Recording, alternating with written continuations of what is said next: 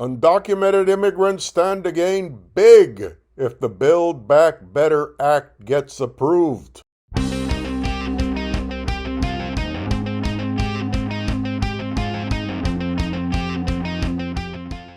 As Democrats inch closer to finalizing their large social policy bill that includes targeted benefits for middle and working class families, 3- and 4-year-olds, and older Americans, undocumented immigrants stand to gain big. And here are some of the details. Welcome to Radio Labio's English program, where I share the most interesting notes of the day that you may not have had time to catch up on. I'm Juan Andres, and I podcast in English and Spanish to ensure that all Latinos can have access to our programs, regardless of what language they speak. Thank you for listening. At least $100 billion of the Build Back Better Act's budget will go to immigration-related issues, including expanding legal representation for immigrants and bolstering the asylum system, according to a White House plan. But an even bigger potential boon is buried in the fine print. The bill could provide temporary protections and a work permit, a program known as parole, to as many as 7 million undocumented immigrants, and an expedited pathway to green cards through visa recapture for as many as 2 million more undocumented aliens. The bill could also restore families access to the child tax credit, known as CTC, providing roughly 1 million undocumented children with support.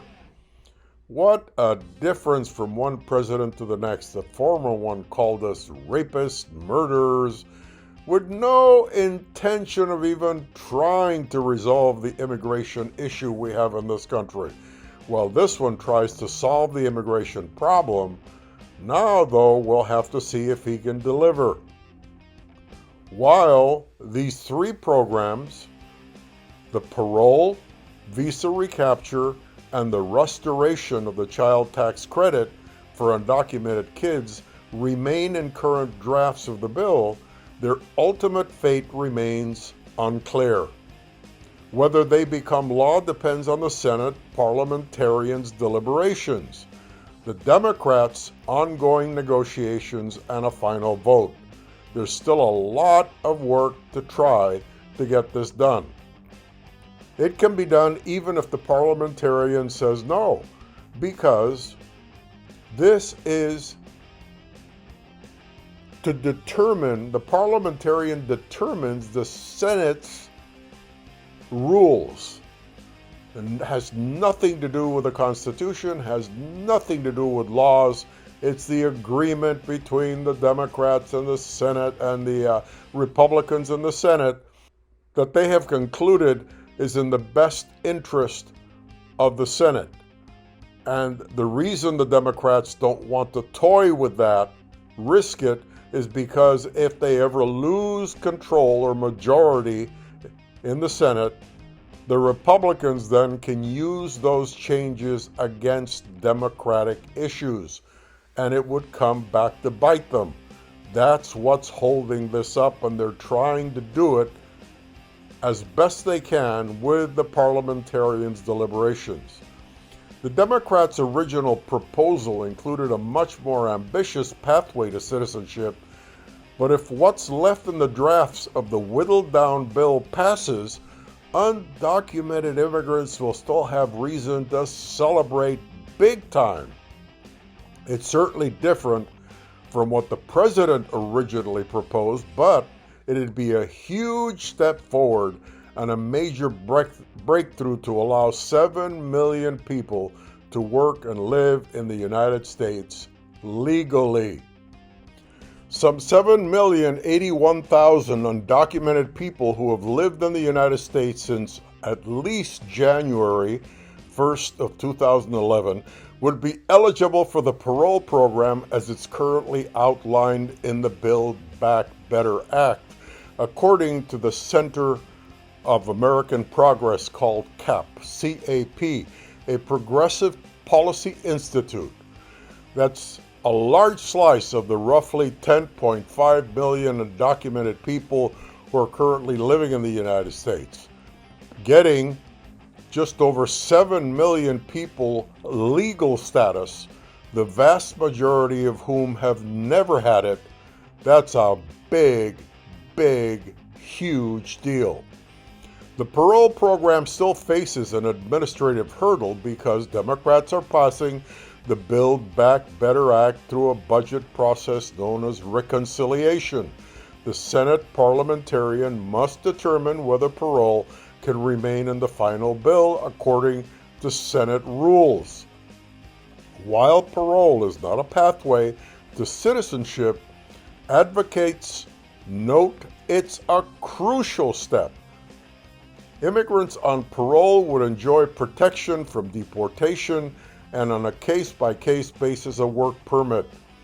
Parole works in much the same way as the Deferred Action for Child Arrivals, DACA. The Obama-era Executive Action Program that provides protections for some 2 million people brought to the United States as children. But unlike DACA, which has been challenged repeatedly in courts, the parole program would pass as a provision of legislation, making it much less vulnerable legally because it's not a presidential executive action. It is a law. DACA was key in providing evidence that granting a work permit and protection from deportation has a positive effect.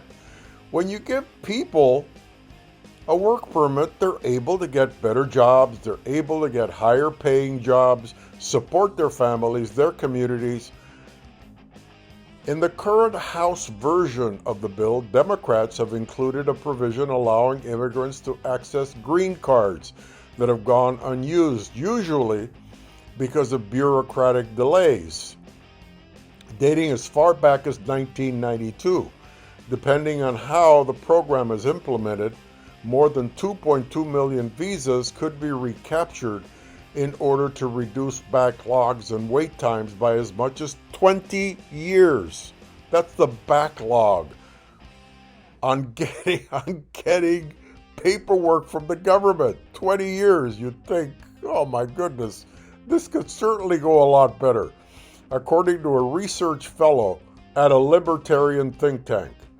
For someone at the back of the line, this would be a monumental difference. This provision faces the same hurdle as the parole program. It must pass muster with the Senate parliamentarian.